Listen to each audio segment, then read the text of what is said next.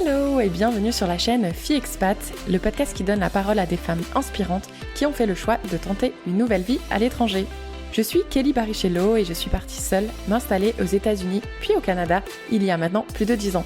Que tu sois déjà expatriée / immigrée ou tout simplement curieuse de savoir comment est la vie en Amérique du Sud, en Afrique ou encore en Asie, ce podcast est fait pour toi. Toujours dans la joie et la bonne humeur, j'échange avec mes invités sur leur parcours, les difficultés qu'elles ont rencontrées mais aussi les moments forts. Et comme vous êtes de plus en plus nombreuses à nous écouter en dehors de la France, dans cette saison 6, mes invités et moi, on va te proposer des épisodes quelque peu différents des saisons précédentes afin de te partager certains de nos ressentis ou alors de t'apporter des conseils pour vivre au mieux ton aventure. Et si tu souhaites rejoindre les coulisses de Fille Expat, je t'invite à t'abonner au compte Instagram. Le lien se trouve dans la description de cet épisode. Allez, attachez vos ceintures, let's go! Salut à tous et merci d'avoir sélectionné un épisode de Fille Expat dans vos oreilles. Aujourd'hui, je vais vous proposer un épisode différent puisque j'ai décidé de ne pas tendre mon micro à une femme qui vit à l'étranger, mais j'ai décidé de tendre le micro à une maman qui a une fille qui vit à l'étranger. Et pas n'importe quelle maman. Cet épisode sera en 2 parties. Dans la première partie, je vais échanger avec Monique, qui est la maman de Marine. Si tu ne sais pas qui est Marine, pas de panique. Marine est intervenue dans le podcast et plus précisément dans l'épisode numéro 82. Si vous ne l'avez pas encore écouté, alors je vous invite à l'écouter ou à l'ajouter en tout cas sur votre liste. Et dans la deuxième partie, c'est avec Valérie que je vais échanger. Et Valérie, c'est la maman de Charlotte qui s'est expatriée seule en Syrie. Et donc là, tu pourras retrouver son témoignage dans l'épisode numéro 62. Tous les liens seront bien évidemment dans la description de cet épisode. Allez, j'en finis avec mon petite intro un petit peu longue. Bonjour Monique. Bonjour Kelly. Merci beaucoup à toi d'avoir accepté mon invitation aujourd'hui. Alors déjà, est-ce que tu pourrais nous rappeler peut-être où est-ce que tu te trouves en France ?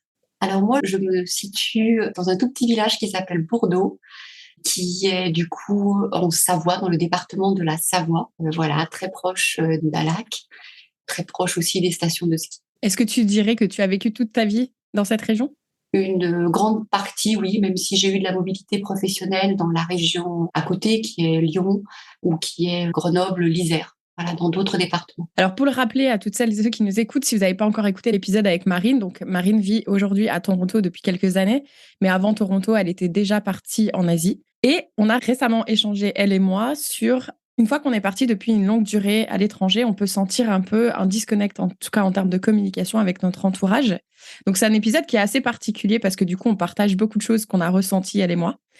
Comment tu as réagi, Monique, lorsque tu as écouté le témoignage de Marine ? Parce que j'imagine qu'elle et moi, on a dit des choses qu'on n'ose peut-être pas dire à nos parents. Comment tu as réagi à l'écoute ? Marine m'avait un petit peu dit qu'elle allait faire ce podcast avec toi. Mais ça faisait déjà 2 Noëls que je sentais des choses, moi, quand Marine rentrait à la maison.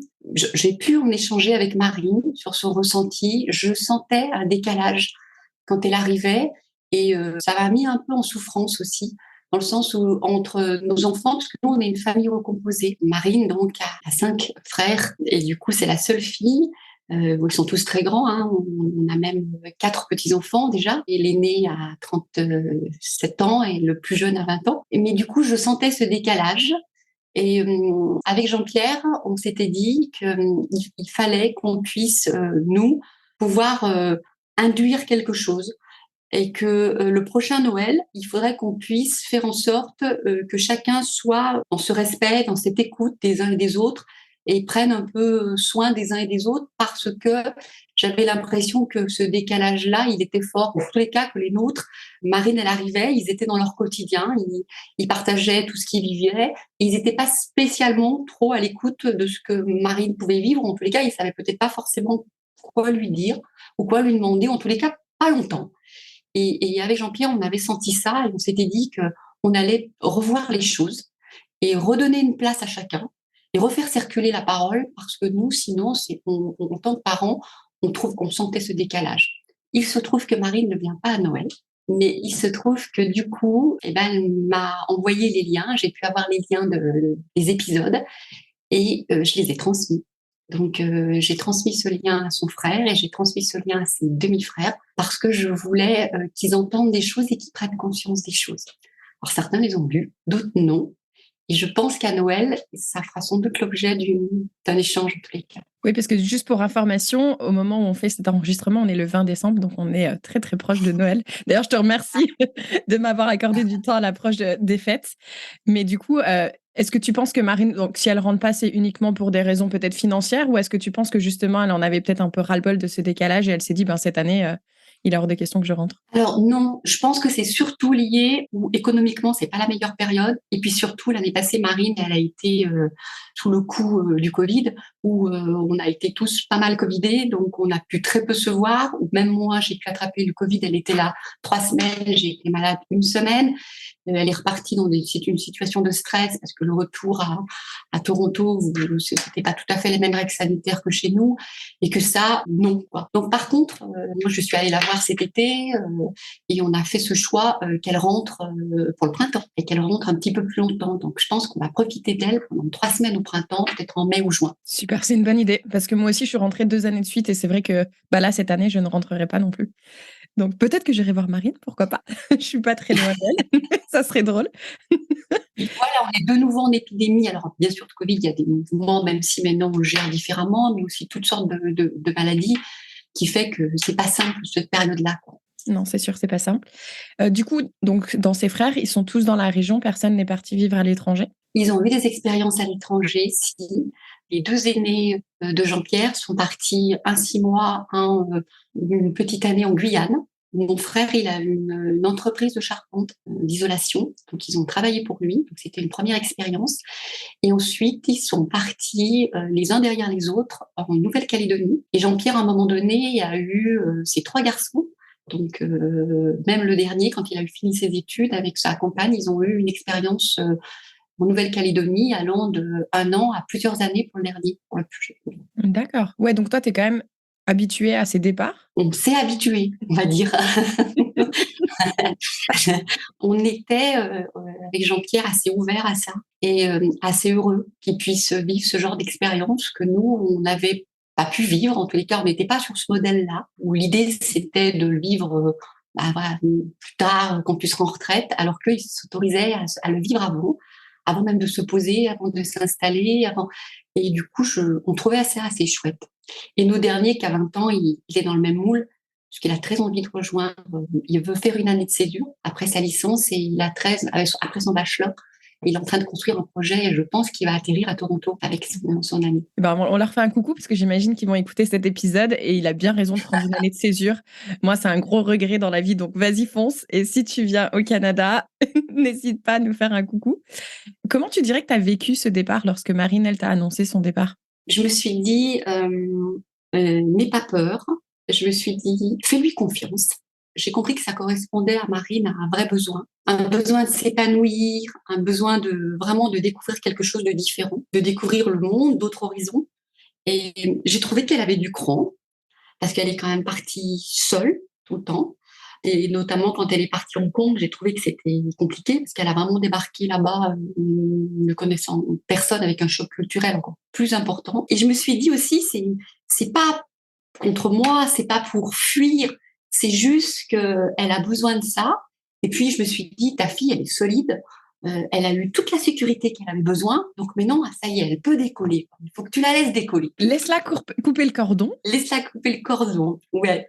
Même si pour moi, cette histoire de cordon, c'est pas trop le sujet, parce que le cordon, on l'a coupé, elle et moi, quand elle est sortie de mon ventre, hein, et elle est devenue un être différent de moi, et elle s'est construite avec ce qu'elle est, avec son kit de base, avec ce que je lui ai amené dans la génétique, et ce que l'éducation lui a aussi amené, ce que le contexte lui a aussi permis. Mais là, c'était vraiment lui permettre de vivre ce qu'elle avait besoin de vivre. Pour moi, c'était pas une envie ou une provocation par rapport à un milieu familial. Non, c'était juste laisse-la vivre ce qu'elle doit vivre, quoi. Et ça répondait vraiment à un besoin. Oui, une espèce de quête vers l'épanouissement, comme tu disais un petit peu plus tôt. Et aujourd'hui, si tu pouvais passer un message à une maman qui vient justement d'apprendre que son enfant, fille ou garçon, peu importe, avait cette envie de découvrir autre chose, de sortir des frontières, qu'est-ce que tu lui dirais comme message?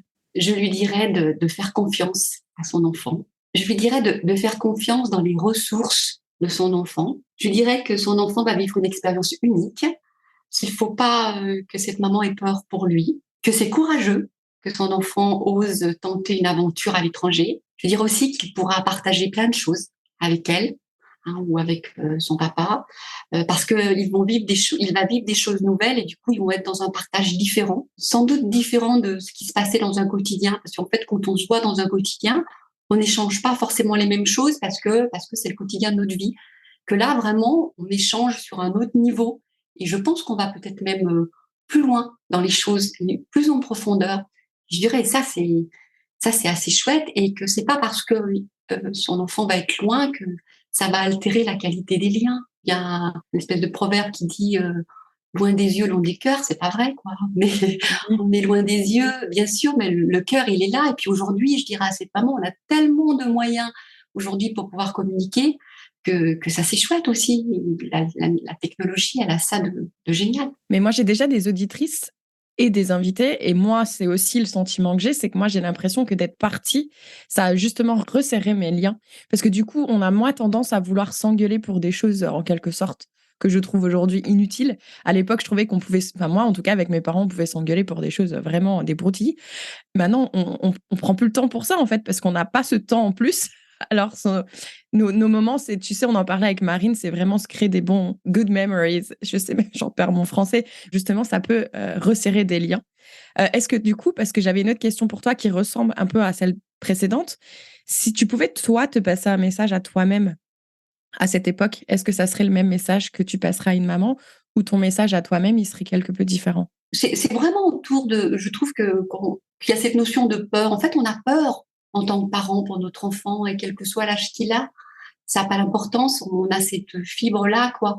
Et cette idée, c'est qu'à partir du moment où on a peur, on ne peut pas voir l'expérience comme quelque chose de positif parce qu'on est soi-même dans la crainte. Et du coup, c'est aussi travailler sur soi, sur nos propres peurs et de se dire, fais-lui confiance et n'aie pas peur toi-même pour lui, quoi. C'est-à-dire qu'elle va de toute façon faire en sorte de ne pas se mettre en danger. Et pourquoi elle se mettrait, quoi? Et je peux comprendre que suivant certaines destinations, ce soit plus compliqué pour certains parents. Je l'entends. Mais là, en tous les cas, en ce qui me concerne, je me suis dit, voilà, Marine, elle a des bases solides. Elle a vécu déjà un certain nombre d'expériences. Et j'ai envie de lui faire confiance, quoi. Et puis c'était ça, c'était aussi que de lui permettre de vivre ça, c'était pour moi de lui permettre de s'enrichir, quoi. Et en fait, en tant que parent, on veut le meilleur pour son enfant, on veut le mieux. Et si ça, c'est pour elle important, pourquoi je l'entraverais, quoi? Pourquoi j'irais à l'encontre de ça? Au contraire, je dois essayer de valider ce projet, de l'encourager dans ce projet. Ça n'empêche pas, effectivement, mes inquiétudes. Mais ça peut se parler Du coup, ça me entre donne nous. envie de rebondir sur une question. C'est, est-ce que tu penses que du coup, quand on est parent d'enfants qui vivent à l'étranger, est-ce que tu penses que tu dois faire un effort supplémentaire pour assurer justement un bon rapport parent-enfant? Moi, je trouve qu'il est important qu'on trouve un consensus, dans le sens où ça peut pas être une partie qui fait l'effort ou l'autre. C'est-à-dire qu'à un moment donné, c'est pas que à Marine à faire des efforts et à s'adapter, ou que à nous, parents, qui devons nous adapter, quoi. C'est-à-dire qu'il faut qu'on arrive à trouver un consensus qui nous convienne. Et ça se tisse avec le temps. Et par exemple, si tu veux, pour te donner un exemple, le papa de Marine, parce que nous sommes divorcés depuis plus de 25 ans, lui, il a besoin, par exemple, de parler à Marine une fois par semaine. Pas longtemps, 15-20 minutes, mais que ce soit régulier. Cela le rassure et ça le rend heureux. Et je crois que Marine, elle a vite compris ça. En tous les cas, elle l'a compris. Et ils ont convenu d'un temps ensemble le dimanche en fin d'après-midi, par exemple. Pour moi, c'est différent parce que notre relation avec Marine, elle a vraiment évolué avec le temps. Et on a vraiment de réels échanges, une réelle complicité. Ça ne veut pas dire que son papa n'en a pas, hein, bien au contraire, mais en tous les cas, moi, j'ai pas besoin de cette régularité-là. Par contre, quand on se fixe un temps, c'est peut-être tous les 15 jours, 18 jours, c'est vraiment un temps qui est à nous. Pour moi, le temps, il s'arrête et c'est un temps que je bloque et qu'on bloque ensemble. Et peu importe ce qui va se passer ici, si mes petits-enfants arrivent, si j'ai des amis avec qui je devais faire des choses, il est programmé, ce temps, il est précieux, il est important et c'est un temps que je vais partager avec ma fille. Et on est vraiment là dans un échange plus en femme à femme que de mère à fille presque. On partage autre chose à ce moment-là. Après, ça n'empêche pas qu'on s'envoie des photos, qu'on puisse s'envoyer des photos, qu'on a des choses à se faire partager ou des petits SMS. Mais ce temps-là, pour nous, il est important et du coup, on va parler de plein de choses. à parler de choses que j'aurais jamais imaginé parler de ma fille, quoi. Et assez profonde, hein, mais ça peut être toutes sortes de choses, hein, de la politique, d'un bouquin, de son travail, du mien, de nos combats de femmes, ça peut être tellement de choses. J'adore, c'est tellement chouette. Est-ce que toi, tu es déjà venue la voir, que ce soit en Asie ou quand elle était en Asie, parce qu'elle n'est pas restée très longtemps. Mais là, du coup, Toronto, ça fait un peu plus de temps, mais on a eu beaucoup de problèmes liés aux entrées dans le Canada. Est-ce que du coup, tu prévois Ouais. peut-être en 2023 de venir faire un petit tour ici? Alors, je suis venue la voir à New York. Je suis allée la voir à Hong Kong. Et là, au Canada, c'était long. J'ai trouvé que c'était long. Tellement quand elle est partie, ou un an sans rien, dans le contexte sanitaire qui était celui qu'on connaît. Et je suis allée cet été. Donc, en fait, son petit frère de 20 ans, il est allé avec son amie, Lily Rose, une dizaine de jours. Ensuite, nous, on les a rejoints et on a passé 3-4 jours dans un cottage, tous ensemble. Et Génial. ensuite, Corentin est parti avec son ami. Et moi, je suis restée avec Jean-Pierre. Et donc là, on a profité de Marine, on a fait des choses ensemble. Elle nous a amenés au Québec, elle nous a amenés à Montréal. On est resté sur Toronto. C'était vraiment chouette. Tu trouves pas que ces moments, justement, moi, c'est ce que je dis toujours à mes parents, je trouve que ces moments-là, ils sont tellement de meilleure qualité que lorsque moi, quand je rentre en France, parce que du coup, quand je rentre, tout le monde a sa routine, continue à aller travailler, etc. On prend pas vraiment le temps de faire des activités ensemble, alors que vous, quand vous venez nous voir à l'étranger, nous, on va prendre le temps de prendre des congés, ce qui est normal et ça nous fait plaisir. On va adorer programmer des petits road trips, des cottages, des choses comme ça.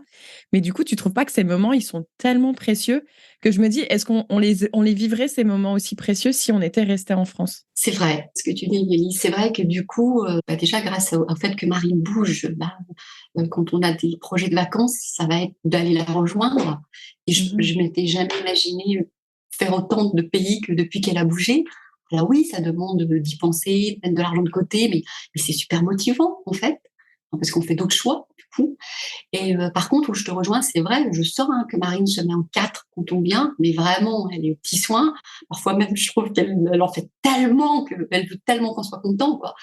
Et effectivement, du coup, ça revient sur la discussion qu'on a eue au départ. Quand elle revient et qu'elle nous retrouve tous là, les autres comme si elle avait raté des épisodes. Alors, les autres leur parlent de tout ce qu'ils ont vécu, de tout leur quotidien, comme si c'était important qu'elle récupère le fil aussi. C'est peut-être aussi une question que je me suis posée, et de là où ils en sont, mais sans pour autant être attentif à elle, ce qu'elle a vécu. Mais on peut pas penser les choses quand on les a pas vécues, quoi. Donc peut-être qu'aussi ils sont assez embarrassés en fait pour poser les choses, pour poser les questions, peut-être, tu vois. Et par contre, pour te rejoindre, c'est vrai que du coup, nous, on essaye de faire en sorte qu'il y ait des moments où, quand Marine elle est là, on se regroupe tous sur le samedi, sur le dimanche, des moments où on fait une pause pour qu'effectivement on puisse être dans ce moment d'échange, parce que sinon, effectivement, tu as raison, on est pris dans le quotidien, quoi. Moi, quand Marine, je sais qu'elle va venir, je vais cumuler des heures pour pouvoir prendre du temps, voilà, où je vais organiser mon libéral autrement, pour pouvoir dégager des plages horaires pour pouvoir profiter, quoi. Alors que je sais que Marine, elle va aller à droite à gauche parce qu'elle a pas du temps de ministre quand elle vient, parce qu'elle veut voir beaucoup de monde et parfois même, moi, je mets la pression pour qu'elle aille voir un tel, ce qui est compliqué pour elle. Mais j'essaye en tous les cas d'être disponible pour avoir ces moments avec elle. S'il se présente et que je sois disponible. Moi, je te dis un truc, franchement, que j'adore. Enfin, une année avec mes parents, j'étais rentrée justement pour Noël, mais moi, je leur disais, mais en fait, nous, en plus, on est une petite famille. Mais venez, on part 3 jours à Prague, venez, on part 3 jours. Juste, en fait, le fait, même si on va pas très loin, parce que autour de la France, il y a tellement de choses, ou même rien qu'en France d'ailleurs. Mais je trouve que le fait de sortir, rien que de louer un petit Airbnb, ça coûte pas très cher. Mais le fait de sortir de ce cocon familial où tout le monde est toujours, mais je sais pas, je trouve que ça nous fait faire avoir des conversations différentes, ça nous fait passer des moments différents, ça nous fait prendre des photos ensemble. Enfin, moi, j'adore. Et je suis déçue quand je rentre en France et que j'ai pas justement ces petits week-ends, même si c'est 2 jours, même si c'est qu'une seule nuit, mais juste un petit truc. Et même avec mes amis, j'aimerais bien le faire. Parce que du coup, je trouve que ça nous permet vraiment de déconnecter. Et enfin, j'adore ça. Donc, moi, c'est un conseil que je donne en tout cas aux parents. C'est quand on rentre, s'il vous plaît, prenez juste 2 jours et emmenez-nous faire quelque chose de différent. C'est vrai ce que tu dis, parce que du coup, ça nous sort de notre quotidien. Voilà. Et du coup, on est un peu plus sur le même plan d'égalité, parce que du coup, on va vivre une expérience, aller visiter quelque chose, ou partir sur 2 jours, et on se retrouve pareil, quoi. C'est Et ça. là, forcément, on va vivre d'autres choses pareilles, découvrir des choses ensemble. Et du coup, forcément, ça tisse autre chose. Je trouve intéressant, effectivement, cette vision-là, de pouvoir s'extraire de notre quotidien dans lequel on est dedans, quoi, quand vous arrivez. Et du coup, ça nous met peut-être sur un autre plan d'égalité par rapport à Exactement. l'expérience. Si aujourd'hui, il y a une fille, une femme qui nous écoute et qui doit annoncer justement à ses parents qu'elle souhaite partir à l'étranger, que ce soit pour une courte durée, longue durée, loin, pas loin, peu importe, quel conseil aimerais-tu lui donner pour que cette conversation se passe le mieux possible? Si une jeune fille doit annoncer à ses parents qu'elle doit aller vivre à l'étranger, je ne sais pas en fait s'il y a vraiment un bon moment pour dire les choses. Pour moi, l'important, c'est qu'à un moment donné, elle puisse dire qu'elle a besoin de partager quelque chose d'important pour elle-même, quoi. Que ça va être important pour soi-même de partager ce moment-là avec ses parents parce qu'elle a quelque chose à leur dire. Et de les amener à se dire que c'est important pour leur fille, les amener à être dans une écoute, en fait. C'est ce qui me semble important. Parce que de toute façon, l'annonce, ça va être l'annonce, quoi. Mais si elle est centrée sur ses besoins en disant, moi, j'ai besoin de vous parler, j'ai besoin de vous dire quelque chose, et c'est important pour moi que vous soyez dans une écoute. Je pense que ça va aider les parents à se mettre dans une meilleure attitude d'écoute. Et puis, de pouvoir aussi énormément les rassurer. Parce qu'en fait, les parents, au départ, ils ont besoin d'être rassurés.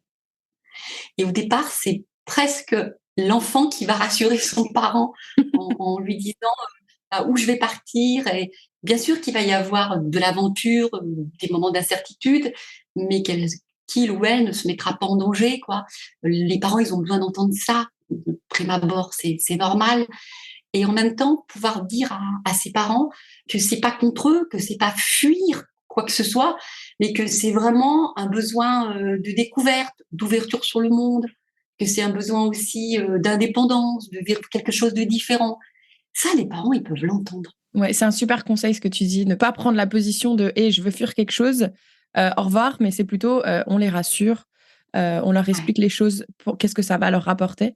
Et là, du coup, l'écoute, ça va être totalement différente que si on a une approche un petit peu plus dans la négativité. Mais écoute, merci beaucoup, Monique, pour ton témoignage, pour ton ressenti, pour ton partage.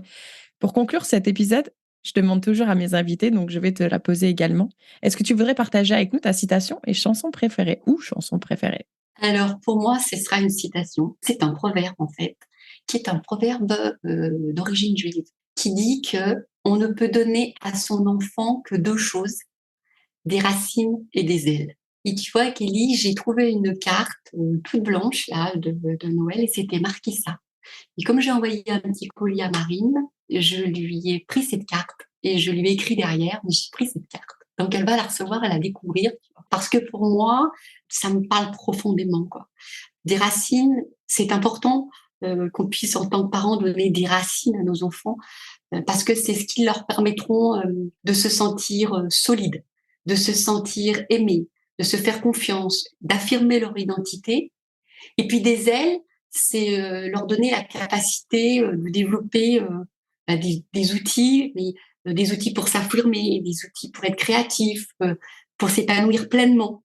Donc en fait, en tant que parent, on doit trouver le juste milieu entre des racines et des ailes, quoi. Si un enfant a trop de racines, ben, ça peut être difficile de décoller, quoi. Et si trop d'ailes, on peut peut-être parfois être un peu hors sol. Donc c'est en tant que parent, comment du coup on trouve le bon équilibre, quoi. Et moi je trouve que pour un enfant, il n'arrive pas à sortir de ce qu'il est profondément, quand il n'arrive pas à être à l'écoute de son besoin, bah, ça peut être difficile et douloureux pour lui, notamment s'il ressent profondément ce besoin d'aller découvrir, de partir, ça peut être difficile. Et puis parfois, dans des familles, eh ben, il y a des histoires, des parents qui retiennent leurs enfants. C'est compliqué de les laisser s'envoler. Mhm. J'aime bien l'image aussi du nid, hein. Quand l'oiseau il est suffisamment grand, bah, il quitte le nid, il prend son envol. Lui aussi, il s'envole quand ses ailes sont suffisamment grandes, quoi, et qu'il puisse décoller. Et donc voilà, moi j'aime bien ce proverbe par rapport à ça. Et ce qu'on a vécu, c'est vraiment nos racines. Et donc forcément, ça s'oppose à nos ailes. Pour moi, le nid, c'est la sécurité. Et les ailes, ça permet l'envol. Mais en même temps, les gens qui sont un petit peu semblables, eh ben, ils restent ensemble. Et par contre, pour d'autres personnes, il y a ce besoin, effectivement, de se différencier de son milieu d'origine et de se décoller, de prendre un envol, de découvrir d'autres choses, d'autres cultures. C'est très beau. C'est vraiment très beau. Et en tant que parent, c'est important de savoir comment il est, notre enfant, quoi. Et de savoir que dans une famille, certains vont effectivement être plus semblables à leur milieu naturel, familial, et ils vont avoir besoin de ce cocooning, de rester à proximité. Mais d'autres, au contraire, ils pourront s'épanouir que si on les laisse s'envoler, quoi. Parce que c'est ça aussi. Tout à l'heure, tu me disais l'histoire de couper le cordon. Moi, c'est plus l'idée de permettre à un enfant de se différencier. Parce qu'en fait, c'est important de se différencier et de se différencier de sa famille. Et pour certains, c'est juste nécessaire et important, quoi. Et c'est tout notre travail en tant que parents, de se dire que, à un moment donné, oui, se différencier, c'est se démarquer, c'est se distinguer. Et parfois, un enfant, il a besoin de se démarquer.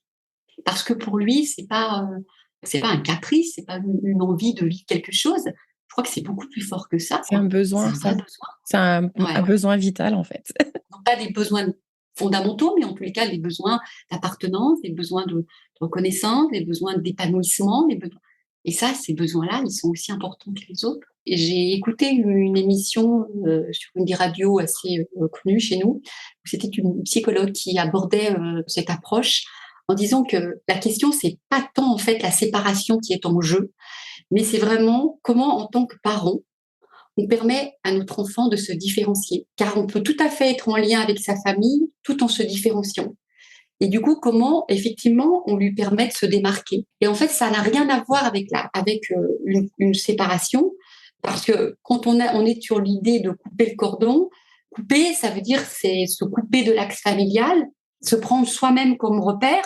Or là, c'est pas le sujet. Quand vous êtes expat, c'est un choix que vous faites. Il n'y a pas de rejet, il n'y a pas de fuite, mais c'est juste de vivre quelque chose de différent, différent de son milieu familial d'origine. Et ça, je trouve que c'est important et je trouve qu'en tant que parent, ça peut nous aider. En tous les cas, moi, quand j'ai entendu cette psycho, je me suis dit, ah oui. En tous les cas, ça fait sens pour moi. Je me suis dit, c'est ça, en fait. C'est pas une histoire de cordon, parce que ça me faisait vibrer, parce qu'en plus, j'entendais, ah là, t'as définitivement coupé le cordon. Mais ça veut dire quoi, couper le cordon, quoi? Ça me résonnait pas, moi, ça, tu vois. Je trouvais pas ça juste. Et la séparation, c'est pas trop dur, c'est pas trop compliqué pour toi, comment tu le vis? C'est pareil, bien sûr qu'elle est loin, Marine, elle est à distance, voilà. Et quand j'ai entendu ça, moi, ça m'a donné des forces, ça m'a donné des ressources, et je me suis dit, c'est ça, quoi. Et c'est ça le message. Et on devrait toujours permettre à son enfant de se différencier quand c'est un besoin pour lui. Carrément. En plus, tu sais, parce que au final, moi, je me pose toujours la question, qu'est-ce que la normalité, en fait? Parce qu'on dit que c'est différent, mais pourquoi c'est différent, en fait? Pourquoi la vie que tout le monde a choisie, entre guillemets, qui se ressemble quand même, c'est la normalité qui a décidé que c'était ça la normalité, en fait. Et là, je pense qu'on est en train, nos générations, de changer un peu la donne. Et que je pense qu'à un moment donné, ça va être, si t'es jamais parti vivre à l'étranger, ça va pas être normal, en fait. Mais c'est drôle, mais c'est sans doute ça. On est en train de changer de paradigme. De toute façon, on voit bien la jeunesse là qu'elle arrive, le rapport qu'elle a au travail, le rapport qu'elle a à l'institution, aux institutions, le rapport que vous avez au voyage, comment vous prenez soin de vous et que vous êtes à l'écoute de vos besoins. Alors certains me disent que c'est une génération plus égoïste, mais pas du tout, quoi. Nous, on s'est oubliés parfois. Le fait d'avoir des enfants, ça ne veut pas dire qu'on s'oublie, mais dans nos choix qu'on faisait pour nous, mais vous avez raison, quoi. C'est-à-dire qu'à un moment donné, effectivement, prendre soin de soi, c'est super important dans un monde qui évolue quand même et qui n'est pas simple, quoi, avec des incertitudes aussi. Donc, pour moi, ça n'a rien d'égoïsme. Tu vois, c'est au contraire, quoi. C'est vous donner tout ce qu'il vous faut pour vous épanouir, faites-le, quoi. Ouais, parce que plus on prend soin de nous, plus on va pouvoir redonner en échange. Si à un moment donné, on n'a plus d'énergie, on n'a plus cette niaque de la vie, on va plus beaucoup donner aux autres, en fait. Et je pense que c'est important de toujours, individuellement, même en tant que parent, en tant que femme, en tant que mari, peu importe, mais c'est à un moment donné de se reprendre soi-même. On dit toujours, hein, un vase vide, il va pas pouvoir faire déborder de l'eau. pour en donner à quelqu'un, tu vois. Donc, il faut apprendre à se ressourcer, peu importe le besoin de chacun pour se sentir ressourcé. Mais en attendant, ça va permettre ensuite par la suite de pouvoir redonner encore plus. Et je trouve que c'est super important en fait. Donc, c'est totalement juste ce que tu dis. Tout à fait. Quand on est vidé, comme tu dis, pour reprendre ton exemple, on n'a plus rien à donner, quoi. Hein, et cette idée de sacrifice, de parents qui se sont sacrifiés pour leurs enfants, ça n'a pas de sens, quoi. Ça ne veut rien dire. Pourquoi on devrait se sacrifier? On a un rôle, nous, en tant que parents. On a un rôle de vous accompagner, de vous amener à un endroit. On a un rôle de tuteur aussi à un moment donné, mais pas de sacrifice. C'est marqué où, ça, qu'on devait se sacrifier. Et tu as raison. Peut-être que les choses, elles sont en train de changer aujourd'hui. Et que le fait de partir vivre des expériences ailleurs, et puis vous êtes citoyen du monde, quoi. Nous, à notre époque, c'était pas ça. On était sur autre chose. Tu vois, je te parlais des débats politiques. Nous, quand on a vu l'Europe, on était citoyen européen, et là maintenant, la génération se dit citoyen du monde, quoi. Il y a quelque chose de beaucoup plus ouvert encore. C'est totalement ça, c'est totalement ça. Merci beaucoup, Monique. Merci beaucoup à toi qui m'avoir permis de m'exprimer. C'est en résonance un peu avec ce qu'avait dit Marine qui m'a beaucoup touchée, qui nous a aussi obligés à nous mettre en route, à réfléchir. Ça va nous faire aussi travailler des choses en famille. Et puis, voilà, merci d'avoir pu écouter mon message, et j'espère que ça aidera d'autres parents, parce que c'est quand même pas forcément simple au départ. Voilà. Même si après, ça devient une belle aventure.